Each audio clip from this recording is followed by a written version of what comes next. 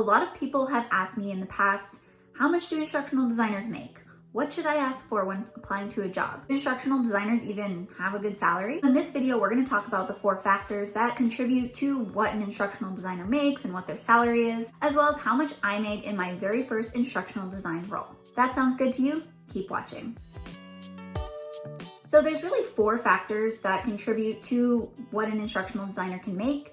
The first one is your location. The second is your experience. The third is contract versus full-time, and fourth is industry. So first we'll talk about location. Now this can apply to any company anywhere, but really the location or the general cost of living can really impact your salary or what companies are willing to pay you. For most tech companies, they usually have zones, whether it's zone A or zone 1, zone B or 2, or zone C, 3. Zone A is usually like the high cost of living areas, so New York, San Francisco, LA.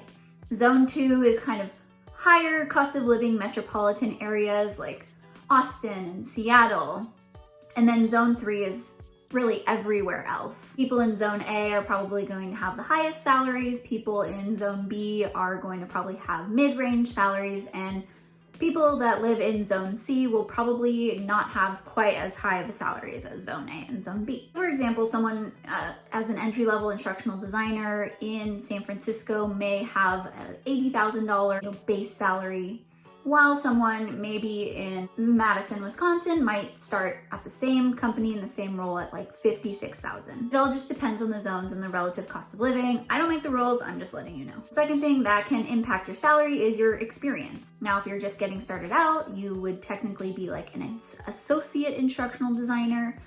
And then as you gain more experience, you become an instructional designer, a senior instructional designer. So depending on your experience and how many years you've been doing this, that will kind of help indicate what your salary can be. A senior instructional designer will generally make more than a regular or an associate instructional designer. And like I said, at the end of this video, I'll share what my very first instructional design salary was.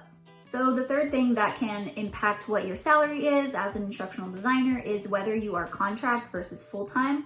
Now, contract means that different companies will hire you for, say, 3 months or 6 months, and you are paid hourly. So some companies in a high cost of living area may pay you like $50, $70, $100 per hour, if you're a contractor. Whereas if you're in like a zone C, you might get, $25, $30, $40 an hour as a contractor. And so that's just kind of what contract is. Full-time means you have a salary, meaning you're paid like weekly or bi-weekly or whatever, semi-monthly. You probably have like benefits. So it's not to say that one will make more than the other, because maybe your hourly as a contractor is really high, so you make more technically, but it is something to consider thinking about your salary. And last but not least is industry. So there's really 4 industries that I like to think of for instructional design. These are the most common that I see jobs for on like LinkedIn, and that's higher education. You can be an instructional designer for like the medical field for hospitals or medical companies. You can be an instructional designer for retailers like Walmart corporate or Sephora corporate or Home Depot's corporate. And lastly, obviously, you can be an instructional designer in the tech industry. And so being an instructional designer in each of these different industries can really impact your salary. I'll just kind of rank based on my experience what I think has the lowest salary versus the highest salary for the industry for an instructional designer. And by no means are these like low salaries. These are just relative to each other. Relative to all the other 4 industries that I've mentioned, generally the university instructional designer or the higher education instructional designer will get paid the lowest relative to the others, followed by the medical industry, or like at a hospital, you could be an instructional designer for like Kaiser Permanente or Sutter Health or I don't know, like Stanford Children's Hospital.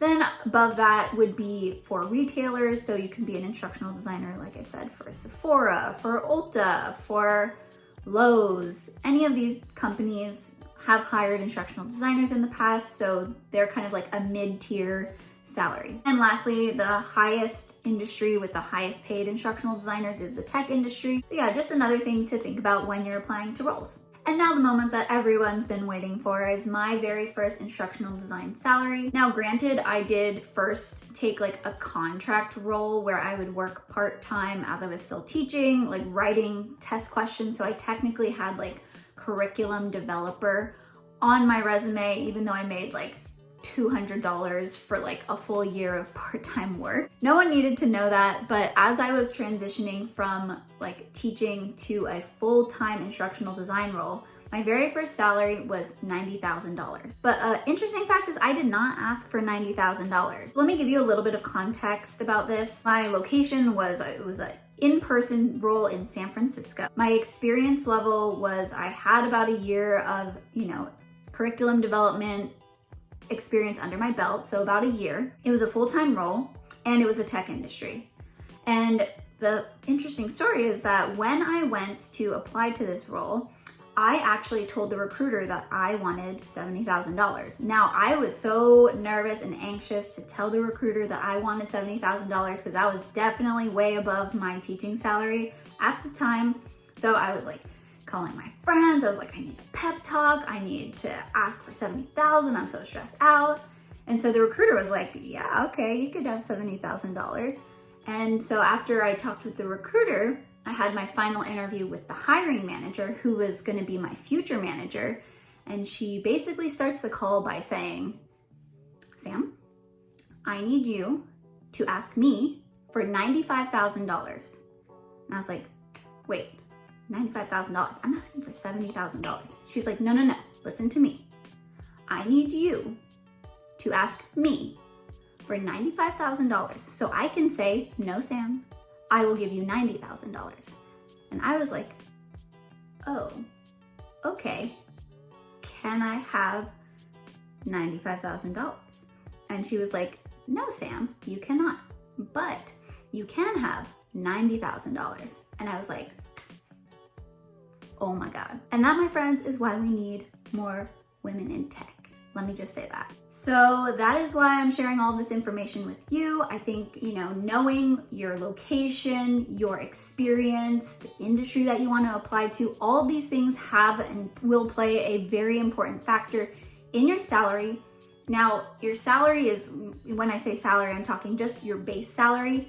It doesn't necessarily mean your total compensation, which includes like your benefits, your stocks, your options, etc. If you're interested in a video about total compensation, which is like everything, including your base salary, let me know and I'm happy to make a video about that. Yeah, that's it for this video. If you found it helpful or useful or just interesting, please don't forget to give it a thumbs up and don't forget to subscribe down below. I'll see you in the next one. Bye.